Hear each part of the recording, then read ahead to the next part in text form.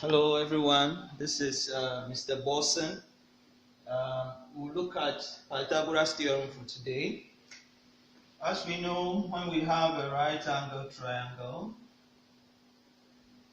and we have the length of the hypotenuse being A, while the other lengths are B and C, we can say that according to the Pythagoras Theorem, A squared is equal to B squared plus C squared. That is, the square of the length of the hypotenuse is equal to the sum of the squares of the other two lengths. But in today's lesson, we want to give more meaning to this than what we usually perceive it to be as a mere formula that we can use. Then want to see more meaning to this. And how can we prove this? So we'll do that in a jiffy. In order to do that, let's develop more meaning to the Pythagoras Theorem. We want to use the Geoboard, the 9x9 Geoboard, as you can see. Now, in this Geoboard, I have used rubber bands to demarcate 4 right angle triangles at the extreme ends. And these right angle triangles have equal lengths, equal areas. As you can see, I have 7 units at the bottom and then 2 units as the height. So 7 units as the base and 2 units as the height. The same applies to the other right angle triangles that I have here. So, and you can see the central part of it, we have a square that has also been formed at the center. What we want to do now is to be able to prove the Pythagoras theorem using the Geoboard and with the areas we have created on the Geoboard. So to start with, we are going to do some assign some variables to the length of the right angle triangle that is formed here. So we agree that there are 7 units here. So the length of the right angle triangle, let's say, is B. And then the height, let's say, is C. So the height is 2 units, as we can see here. And the base of that right angle triangle is what? 7 units.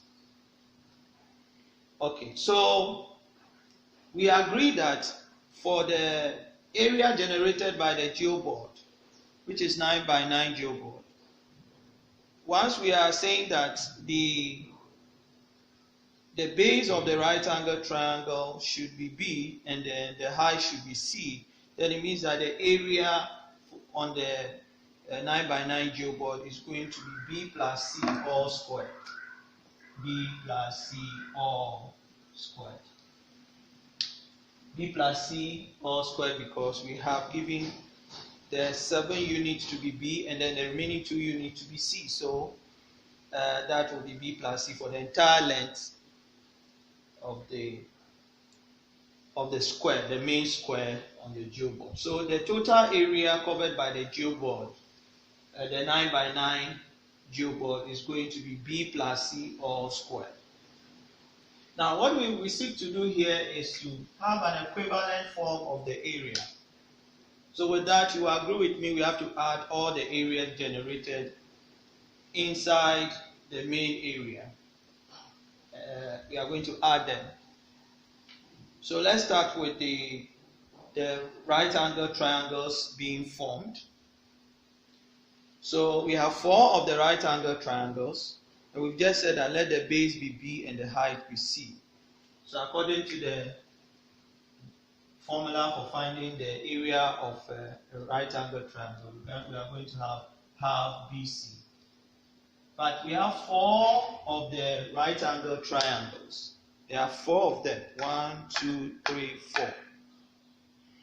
So in order to get the equivalent form of the entire area on the Geoboard, by the 9 by 9 geoboard, we need to add the inner part of the square to the area generated by the 4 right angle triangles.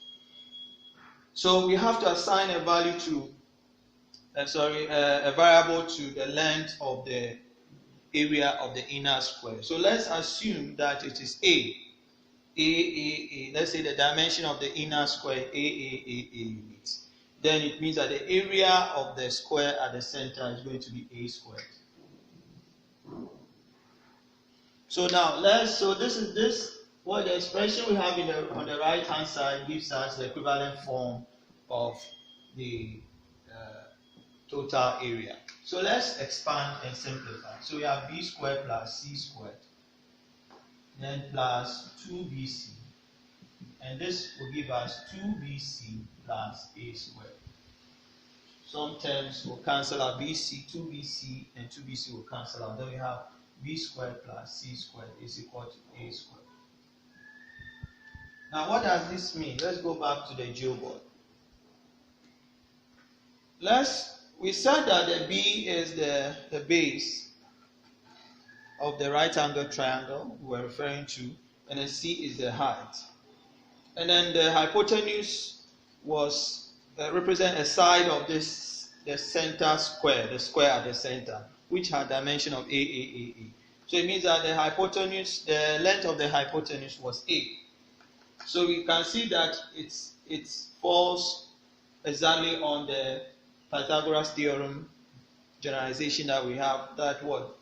The length of the hypotenuse squared is equal to the sum of the squares of the lengths of the other two sides of the triangle, right angle triangle. So what does this mean to us whenever we are finding the area, whenever we are using the Pythagoras Theorem? We just realized that we actually proved this out of the area generated on the geoboard. So this means that if I have a right angle triangle and I have a square on one side of it, I have another square, and then also I have another square.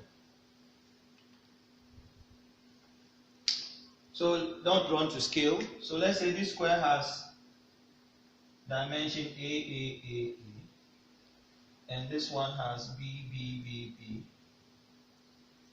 and this one has C. Then what does this mean in terms of Pythagoras Theorem? What will be the area of this square here? The area is going to be what? A squared. Here the area is going to be C squared, and here the area is going to be what? B squared. So this simply means that whenever we are using the Pythagoras Theorem, what we are actually doing is that we are saying that the area of the square on the hypotenuse is equal to the sum of the areas of the squares on the other two sides of the right angle triangle. I hope this has clarified some concepts that you couldn't get so well in your previous experiences. So this is what is meant by Pythagoras Theorem, and with this we should understand it better than a mere rote mentioning of formulas. That now we should know that what the Pythagoras Theorem is basically talking about what we have explained here.